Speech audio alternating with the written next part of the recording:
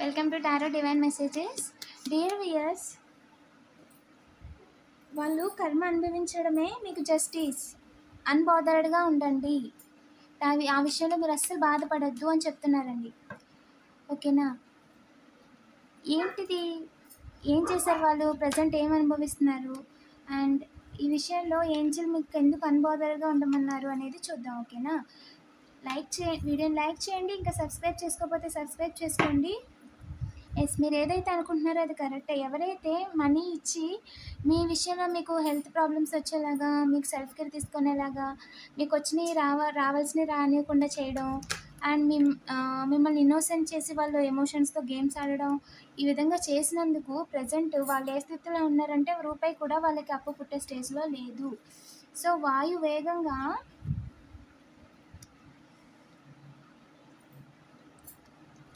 మిమ్మల్ని, మీ ఫ్యామిలీని ఇబ్బంది పెట్టాలని చెప్పి వాళ్ళకి వీళ్ళకి చేతుల్లోకి డబ్బులు ఇచ్చారంట. తప్పించేమని న్యూ బిగినింగ్ ఏ రకంగా కూడా లేదు. సో 111 న్యూ బిగినింగ్ కన్ఫర్మేషన్ అండి. న్యూ బిగినింగ్ చూస్తున్నారు మళ్ళీ మీ లైఫ్లోకి రావడానికి. వాళ్ళ కర్మ ఎలా ఉంది అంటే మిమ్మల్ని బాధ పెట్టినందుకు ఒక రకంగా వాళ్ళ పార్ట్నర్ ఎవరైతే ఉన్నారో వాళ్ళు వదిలేసి వెళ్ళిపోయారు. తిరిగి వాళ్ళ లైఫ్లోకి రాలేరు, మీరు లైఫ్లోకి రానివ్వరు. ఒక రకంగా వాళ్ళకి వాళ్ళ పార్ట్లో లైఫ్ అనేది లేదు. ఇంకా అలా దారులు చూస్తూ ఉన్నారంతే వేరే వాళ్ళ కోసం. థర్డ్ పార్టీ సిచ్యువేషన్ కన్ఫర్మేషన్ అండి. సో ప్రజెంట్ మీ లైఫ్లోకి వచ్చే దారి లేదు, వాళ్ళ లైఫ్లోకి వెళ్ళే అవకాశము లేదు.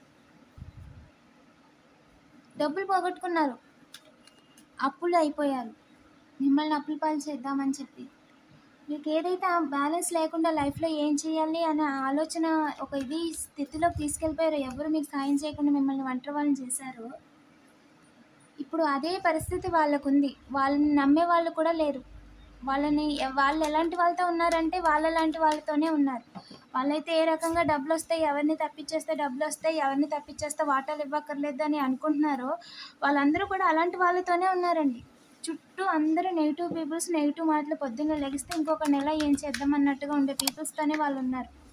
అది వాళ్ళ కర్మ. సంపాదించుకోవడానికి దారి లేదు.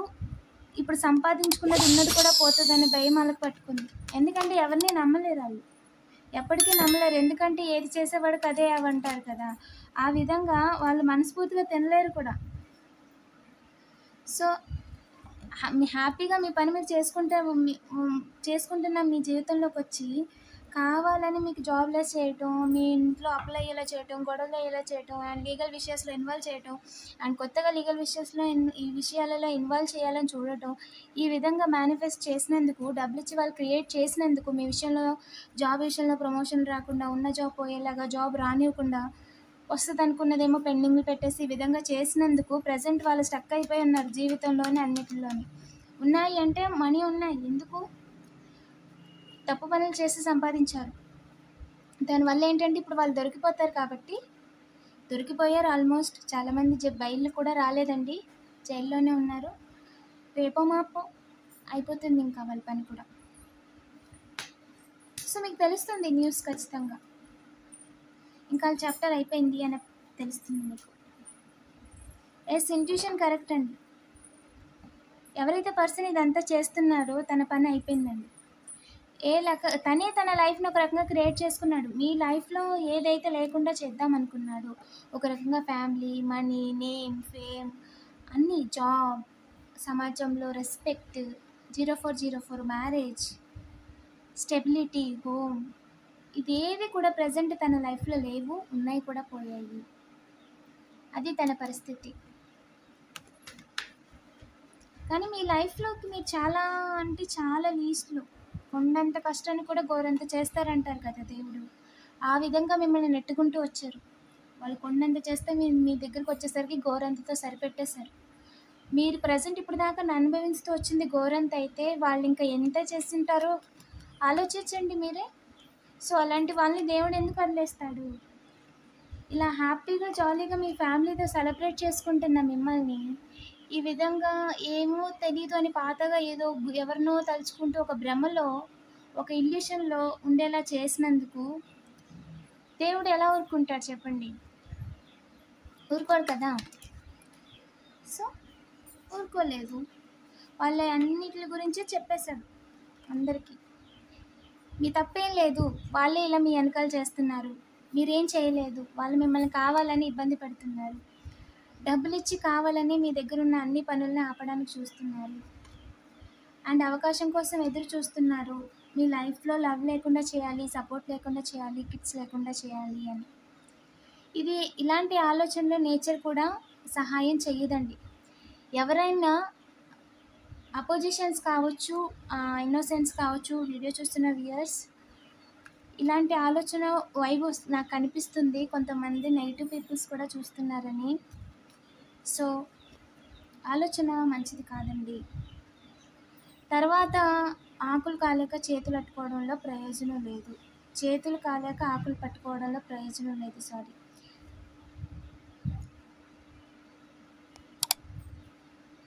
మిమ్మల్ని ఎప్పటికీ కూడా వాళ్ళు ఆపలేరండి.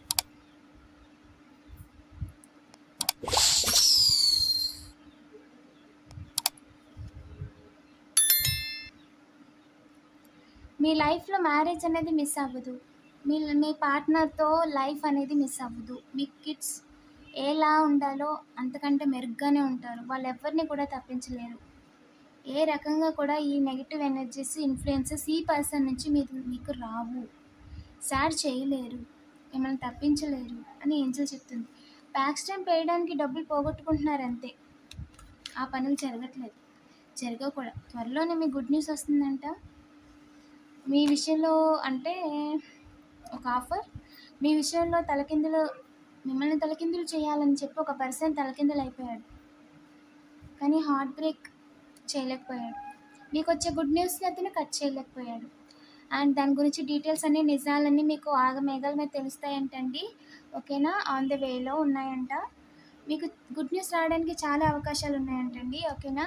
ఒక ప్రపోజల్, ఎమోషనల్ ప్రపోజల్ కూడా వస్తుంది. అండ్ మీ లైఫ్లో మీకు ఉండాలి ఈ అవకాశాలు మీవి, ఈ హోమ్ మీది, ఈ లైఫ్ పార్ట్నర్ మీకోసం, అండ్ ఈ జ్యువెలరీస్ మీవని మీకంటూ ఏదైతే రాసిపెట్టుందో దానిని ఎవ్వరూ కట్ చేయలేరు, దానిని ఎవ్వరూ మిస్ అయ్యేలా చేయలేరు. ఇది నిజం అని క్లియర్గా చెప్తున్నారండి. ఏదైతే గాడ్ మీకు పంపిస్తున్నాడో no men can take, no women can take, ఎవరు కూడా తీసుకోలేరు. ఓకేనా? బయట డిస్టర్బెన్సెస్ని పట్టించుకోవద్దండి. పనులు జరుగుతున్నప్పుడు